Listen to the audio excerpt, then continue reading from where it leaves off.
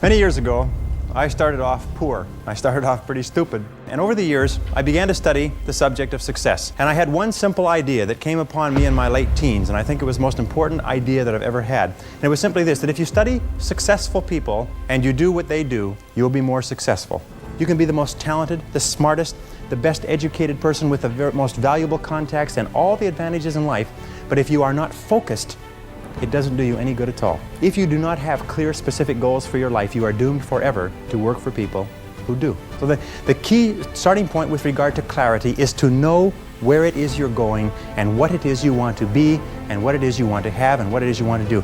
Because you can have anything in the world that you want if you can decide what it is that you want. Be decisive. I've never met a successful person who was indecisive, and I've never met a failure who was decisive. Be decisive. Develop the characteristic and quality of decisiveness. We know that the reason why we are indecisive is because we're afraid of making a mistake. But the terrible thing is that the way that we think becomes a habit, and the habit of indecisiveness can condemn us to failure. We can be talented and intelligent and ambitious, but if we cannot make the hard decisions in our life, and if we cannot make decisions readily, then what happens is we always have to work for people who do make decisions readily. And if you make decisions every single time they come up, sooner or later you will develop the habit of decisiveness.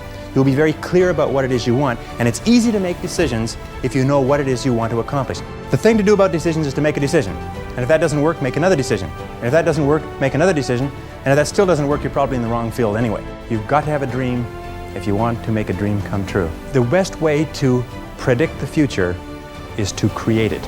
To have a vision, and even though the vision is in the air or the sky, then build a foundation under your dreams. The wonderful thing is this, is that we always tend to achieve our goals. The problem is that our goals are set so low that even when we do achieve them, they don't turn us on, they don't fill us with enthusiasm. So dream big dreams, if you like, and focus on results, not activities. Be clear about the results that you're trying to accomplish. This is one of the keys of peak performance, by the way. All peak performers are result-oriented. All losers or underachievers tend to be activity-oriented. And in activity orientation, what they do is they work very, very hard. Sometimes they work frantically. Sometimes they work longer hours than you do, but they lose sight of the results. The very worst thing in the world is to do very efficiently what need not be done at all. I think the major reason why people fail in life is because of the expediency factor. That we always do, and we always take the fastest and easiest route to get the things that we want. But the fastest and easiest route in life is almost always the route to failure. It's short-term gain for long-term pain. We do what is fun and easy today instead of what is hard and necessary, and then we have to do what is hard and necessary at the end of our life when it's too late. And you'll find that the willingness and the ability to discipline yourself, to be clear about what it is you want, to be clear where you're going, to be clear about the results that you're expected to accomplish, and then to only work on those results. The ability to discipline yourself to do that is absolutely critical for success. It is not possible to conceive of a person being successful who is not capable of disciplining themselves to do what is hard and what is necessary rather than what is fun and easy. The only problem with goals is that we don't set enough of them and we don't set them highly enough.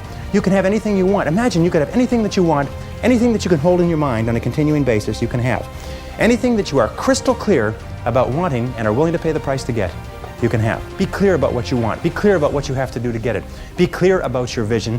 Be clear, speak, walk, talk, and act with clarity. So be straightforward. Be clear in your language. Be clear in your actions. Let people know exactly where you stand, and let people know exactly what you've said and what you mean. The commitment to becoming excellent in your chosen field is an indispensable prerequisite for success, that if you are not good at what you do, you haven't got a chance in our competitive society unless you win the lottery.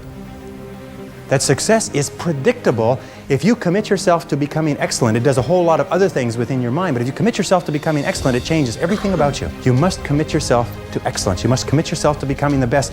And the wonderful thing is that excellence is a journey. It's not a destination. You never get there.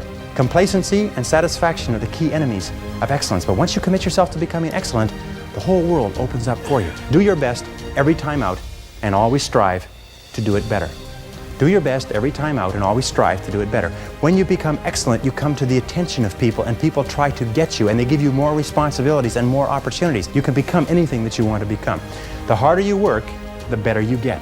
The harder you work, the better you get. And if you think that it's hard to be successful, try being a failure. Try coming to the end of the trail with no money, dependent upon pensions, and you don't know what hard is until you try living like that. And finally, is to persist in the face of adversity. to persist when things really get rough, to be able to pick yourself up and pick yourself up over and over again. And believe me, if you decide to go for the goal in your life, you're going to get knocked down over and over and over and over again.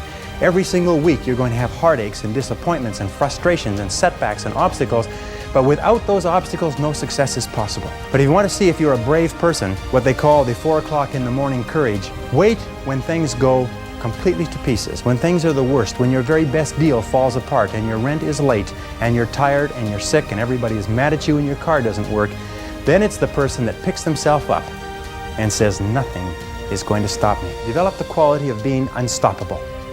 Develop the quality of being unstoppable. Say in yourself that no matter what life throws at me, it'll never stop me. No matter how rough it gets, I will never quit, and nothing will ever stop me. Make the decision that you can be tired, you can be worn out, but nothing is ever going to stop you. That's a wonderful decision, because then no matter what life throws at you, you pick yourself up and you say, okay, give it, give it your best shot. Nothing is going to stop you. It's a wonderful feeling.